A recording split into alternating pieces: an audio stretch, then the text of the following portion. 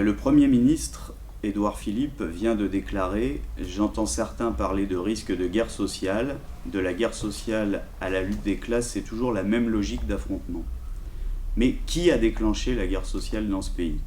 Jugez plutôt.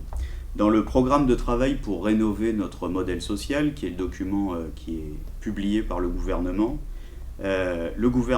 ose dénoncer, je cite, « le principe d'égalité qui conduit à l'uniformité de la norme pour les salariés dans toutes les entreprises. » Pour ce gouvernement, aux ordres des capitalistes et de la Commission européenne, c'est clair, tout doit être renvoyé aux accords d'entreprise.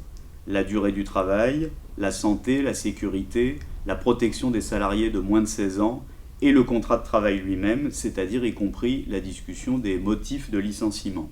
C'est ça le contenu des ordonnances qu'il veut faire adopter avant le 20 septembre.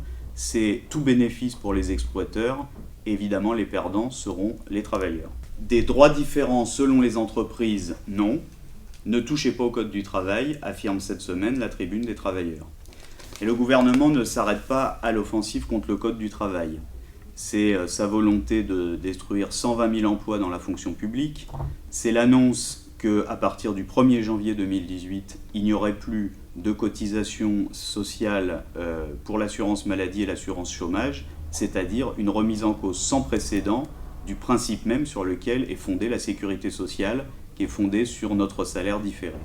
Et on pourrait ajouter l'aggravation de la réforme des rythmes scolaires, ainsi que les menaces qui pèsent sur le baccalauréat. Les travailleurs rejettent cette politique. Ils l'ont exprimé par une abstention massive au premier tour des élections législatives le 11 juin. 25 millions se sont abstenus, c'est-à-dire plus de 51%, avec des pics à 60, 70 et même 80% d'abstention dans les bureaux de vote des quartiers ouvriers et populaires. Les travailleurs rejettent le mépris de ce gouvernement, qu'a exprimé M. Macron en visite dans la Creuse à l'entreprise GMS menacée de 277 licenciements. Interpellé par une travailleuse, il a osé lui répondre « Je ne suis pas le Père Noël » et il a annoncé la création d'une cellule de reclassement.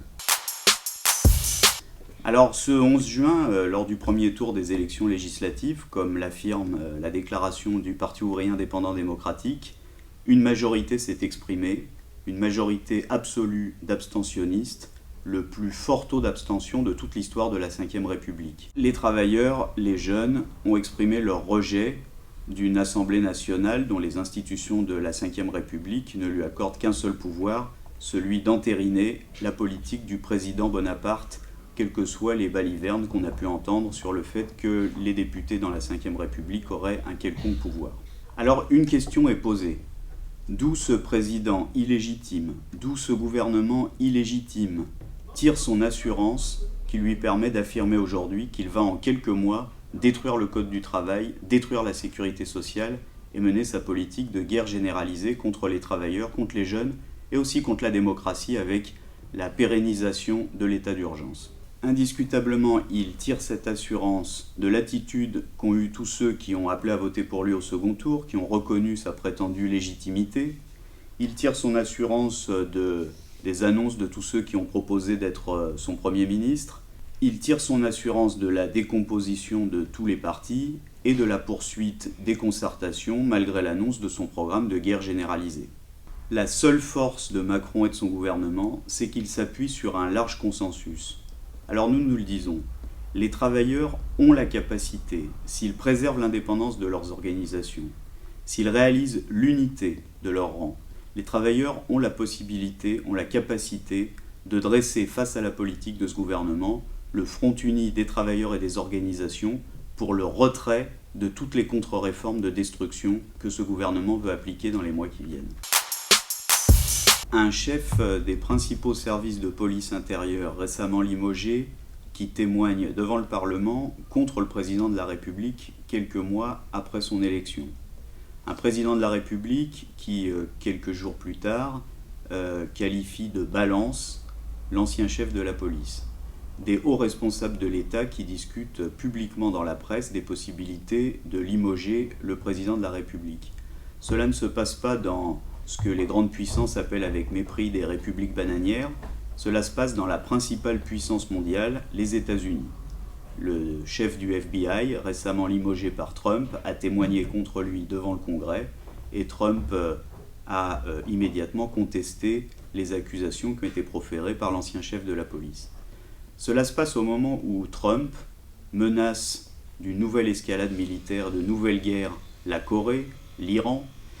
Cela se passe au moment où l'armée américaine, aidée des troupes françaises, poursuit l'occupation de pays entiers, l'Afghanistan, l'Irak, la Syrie. Cela se passe au moment où, aux États-Unis même, le gouvernement de Trump engage une guerre sociale généralisée contre les travailleurs et même une guerre tout court contre la fraction immigrée de la classe ouvrière, avec sa volonté de construire un mur entre le Mexique et les États-Unis et de poursuivre et d'aggraver la politique d'Obama qui a déjà expulsé des millions de travailleurs d'origine mexicaine dans leur pays. Mais cette politique se heurte à une résistance. Nos camarades des États-Unis, de Socialist Organizer, viennent de nous informer qu'en Californie, l'État le plus riche et le plus peuplé, la Fédération californienne du travail, la confédération syndicale qui représente plus de 2 millions de syndiqués, vient de constituer un comité de résistance pour mobiliser le mouvement syndical sur 4 revendications. Non à la législation antisyndicale que Trump veut étendre à tous les États des États-Unis. Non aux rafles de travailleurs immigrés organisés par la police. Défense de la Convention collective des travailleurs du bâtiment et défense d'un projet de sécurité sociale fondé sur la solidarité ouvrière.